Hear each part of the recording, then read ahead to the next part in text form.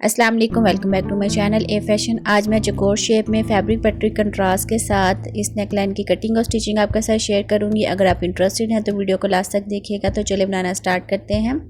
नेक की जो चौड़ाई है वो मैंने 3.5 इंच ली है और इसकी लंबाई 5.5 इंच ली है। यहाँ पर मैं मीडियम साइज़ के नेक की कटिंग और स्टिचिंग आपके साथ शेयर कर रही हूँ। आपके नेक की जो भी मेजरमेंट होगी ना, आपने उसी मेजरमेंट के हिसाब से ना चकोर शेप में नेक को ट्रेस कर लेना है। उसके बाद यहाँ पे देखें, मैंने 1.25 इंच के ऊपर इस तरह से नेक को डबल ट्रेस कर लूँगी और स्केल के साथ हम ना इस तरह से स्ट्रेट लाइन को ड्रॉ करेंगे। अब यहाँ पे देखिए, मैं 1.3 इंच के ऊपर इस तरह से डबल ट्रेस अगेन करूँगी। तो आप अगर 1.5 इंच मतलब 1.5 इंच के ऊपर अगर आप मार्किंग करेंगे ना, वो आपकी मार्किंग ज़्यादा हो जाएगी। तो आपने 1.5 इंच से कम रखनी है और 1 इंच से ज़्यादा रखनी है। तो 1.3 इंच के ऊपर इस तरह से मार्किंग कर लें। मैं क्लोज में भी आपको दिखा रही हूँ कि 1.25 इंच के ऊपर फिर अगेन से हम बाहर वाली साइड के ऊपर इसको ट्रेस कर लेंगे। इस पैटर्न को ट्रेस करते वक्त आपने स्केल का इस्तेमाल ज़रूर करना है। इस तरह आपकी जो सारी लाइंस हैं ना, ये अच्छी तरह से बिल्कुल स्ट्रेट में ड्रॉ होंगी। अब जहाँ पे मैंने क्रॉस लगाया है ना, यहाँ से हम पैटर्न की कटिंग कर लेंगे। सेंटर वाले पैटर्न की अभी मैं कटिंग कर रही हूँ, तो इसको बिल्कुल लास्ट तक आपने कट नहीं करना। तकरीबन ½ इंच छोड़ने के बाद आप इसकी कटिंग कर लें। तो व्यूअर्स, डिज़ाइन की जो कटिंग और स्टिचिंग है ना, वो बहुत ही सिंपल है। आपने जस्ट वीडियो को ध्यान से देखना है। अब मैं पैटर्न को बाहर वाली साइड से कट कर रही हूँ। अभी मैं इसको ओपन करके दिखाती हूँ। तो ये देखेंगे, इस तरह से हमारा ये पैटर्न है।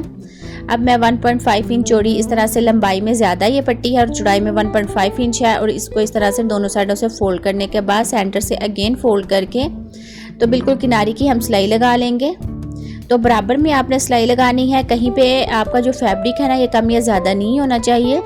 एक जैसी आपने इन पट्टियों को रेडी करना है। अब यहाँ पे देखें, जो हमारा पैटर्न था ना, इसको मैंने एक्स्ट्रा फैब्रिक के ऊपर पेस्ट कर लिया है और बिल्कुल सेंटर से मैं इसको कट कर रही हूँ। और ऊपर वाली साइड के ऊपर ना इस तरह से ट्रायंगल शेप में इसकी कटिंग करेंगे दोनों साइडों के ऊपर। अब यहाँ पे मैं ग्लू का इस्तेमाल कर रही हूँ। जिस तरह से हमारा ये पैटर्न है ना, सेम इसको फैब्रिक के ऊपर भी हम इसी तरह से रेडी करेंगे। दोनों साइडों का जो हमारा फैब्रिक है, इसे हम पेपर पट्टी वाले डिज़ाइन को कवर करेंगे।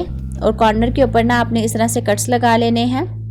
जहाँ तक हमारी पेपर पट्टी है ना, वहाँ तक आपने इस तरह से कट्स लगाने के बाद तो पैटर्न को फैब्रिक के साथ इस तरह से रेडी कर लेंगे।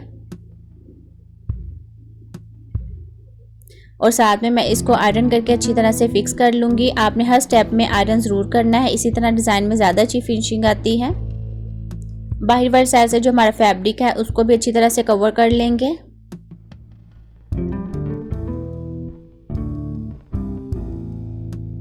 तो व्यूअर्स, अगर आप वीडियो को अभी भी वॉच कर रहे हैं तो thanks for watching my video. Channel पर न्यू है तो चैनल को सब्सक्राइब कर लें। अगर सब्सक्राइबर हैं तो वीडियो पसंद आने पर लाइक करें। इसके अलावा मेरे चैनल का विजिट करें, आपको मेरे चैनल पर डिफरेंट डिज़ाइनिंग देखने को मिलेंगी। अब यहाँ पे देखें, मैंने एक पेपर लिया है और अपने पैटर्न को ना इस तरह से रखने के बाद इसको ऐसे ट्रेस कर लेंगे। जैसे आप वीडियो में देख रहे हो ना, सेम इसी तरह से आपने इसको ट्रेस कर लेना है।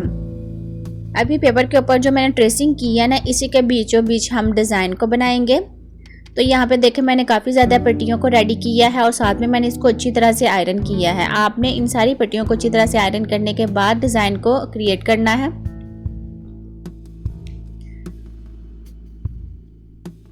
पैटर्न के बिल्कुल सेंटर के ऊपर हम सिलाई लगाएंगे। तो आपने मशीन का पाँव बिल्कुल सेंटर पे रखना है और जो हमारी फैब्रिक पट्टी है ना, इसकी जो स्टिचिंग होगी ना, वो सबकी आपने नीचे वाली साइड के ऊपर रखने के बाद बिल्कुल सेंटर के ऊपर हमने इसको स्टिच करना है।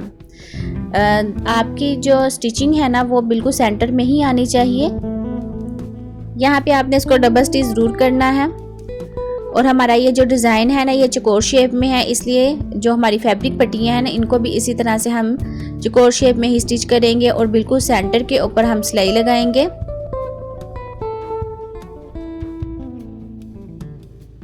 तो जिस तरह आप वीडियो में देख रहे हैं ना, सेम इसी तरह से आपने इसको स्टिच कर लेना है। तो यहाँ पे देखें, मैंने इन सारी पट्टियों को स्टिच कर लिया है। अब पैटर्न के जहाँ पे हमने ट्रेसिंग की हुई थी ना, यहीं पे हमारी सिलाई भी आनी चाहिए। तो यहाँ पे देखें, एक जो हमारी फैब्रिक पट्टी है ना, उसको मैं फोल्ड कर रही हूँ और दूसरी फैब्रिक पट्टी को नहीं फोल्ड कर रही। तो ये देखें, ये इस तरह से मैं बिल्कुल क्लोज में आपको और स्लो में दिखा रही हूँ। आपने इस तरह से इनको स्टिच कर लेना है। और स्टिचिंग करते वक्त ना आप इस तरह से पेंसिल का इस्तेमाल ज़रूर करें। इस तरह से यहाँ पे देखें फैब्रिक पट्टी को मैं पेंसिल के साथ इस तरह से दबाने के बाद स्टिच कर रही हूँ। इस तरह से हमारी जो फैब्रिक पट्टी है ना ये थोड़ी सी खींची जाती है और स्टिचिंग में भी आसानी रहती है। तो इन सारी फैब्रिक पट्टियों को हम सेम इसी तरह से स्टिच कर लेंगे। एक तरफ से मैं इनको स्टिच करूँगी, फिर अगेन दूसरी तरफ से भी स्टिच करूँगी। तो आपको अगर समझ नहीं आ रही तो आप ध्यान से यहाँ पे देख भी सकते हैं।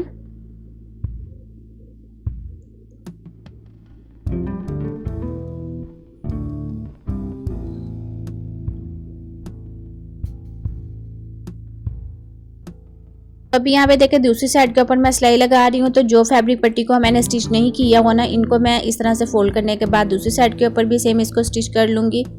तो आपने यहाँ पे देखें जो आपको ट्रेसिंग नज़र आ रही है ना, इसी के ऊपर ही आपने स्टिचिंग लगानी है। तो दोनों सिलाइयाँ आपके सेम इसी ट्रेसिंग के ऊपर आएंगी ना, तभी आपका ये जो पैटर्न है ना ये अच्छी तरह से फिक्स होगा। तो ये देखें यहाँ पे हमारी स्टिचिंग मुकम्मल हो गई है। अब डिज़ाइन की बाहरी वाली साइड के ऊपर इस तरह से हम लेस लगा लेंगे। तो लेस लगाने के लिए मैं लिक्विड ग्लू का इस्तेमाल कर रही हूँ। तो आप भी अपनी स्टिचिंग को आसान बनाएं। इस तरह से ग्लू का इस्तेमाल करने के बाद आप डिज़ाइन को स्टिच करें। इस तरह हमें बार बार सिलाई लगाने की ज़रूरत नहीं पड़ती। तो ये देखें अब इन दोनों को हम इस तरह से रख के देख लेते हैं। तो मेरा ये बिल्कुल परफेक्ट सेट है। अब मैं ग्लू का इस्तेमाल करके ना इसको फिक्स कर लूँगी और आसानी के साथ मैं इसको स्टिच कर लूँगी। तो जहाँ पे हमारी सिलाई लगी हुई है ना, इसी के ऊपर आपने ग्लू लगानी है और अपने पैटर्न को इस तरह से रख लेना है। रखने के बाद इसको आप आयरन कर लें और फिर इसको स्टिच करें।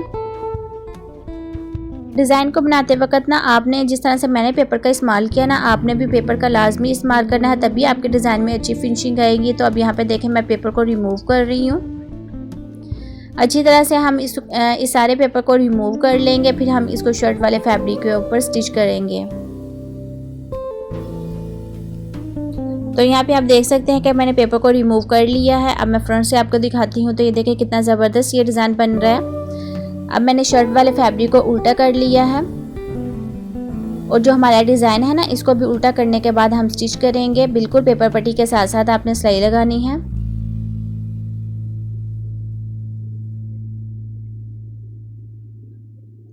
अब मैं इसकी कटिंग कर लूँगी। थोड़ा सा फैब्रिक छोड़ने के बाद इसकी हम कटिंग करेंगे और डिज़ाइन को सीधी साइड के ऊपर पलटा देंगे और कॉर्नर के ऊपर ना दोनों तरफ से आपने इस तरह से छोटे कट्स लगा लेने हैं। अब मैं डिज़ाइन को सीधी साइड के ऊपर पलटाऊंगी और साथ में इसको मैं अच्छी तरह से आयरन कर लूँगी। अभी आपने इस बात का ध्यान रखना है कि जो नीचे वाला हमारा फैब्रिक है ना, ये ऊपर वाली साइड के ऊपर नज़र नहीं आना चाहिए। आपने इस तरह से इसको अच्छी तरह से आयरन करना है। डिज़ाइन को स्टिच करने से पहले ना आपने ग्लू के साथ इसको जो हमारा शर्ट वाला फैब्रिक है ना, उसके ऊपर अच्छी तरह से फिक्स करना है। अगर आप ग्लू के साथ इसको फिक्स नहीं ना करेंगे तो स्टिचिंग करते वक्त नीचे वाला जो फैब्रिक है ना, उसके ऊपर चुन्नट्स भी आ सकती हैं। तो जहाँ भी हमने पहले सिलाई लगाई हुई थी ना, सेम इसी के ऊपर आपने सिलाई लगानी है। आपकी सिलाई इधर से उधर नहीं होनी चाहिए और अच्छी फिनिशिंग के साथ आपने इसको स्टिच करना है। डिज़ाइन को स्टिच करने के बाद मैं इसकी जो फाइनल लुक है वो भी आपके साथ शेयर कर रही हूँ। तो ये देखें ये डिज़ाइन की फाइनल लुक है। डिज़ाइन की जो मेजरमेंट है वो भी आप देख सकते हैं स्क्रीन पे। तो मिलते हैं नेक्स्ट वीडियो में। दुआ में याद रखिएगा। Thanks for watching my video. अल्लाह हाफिज़।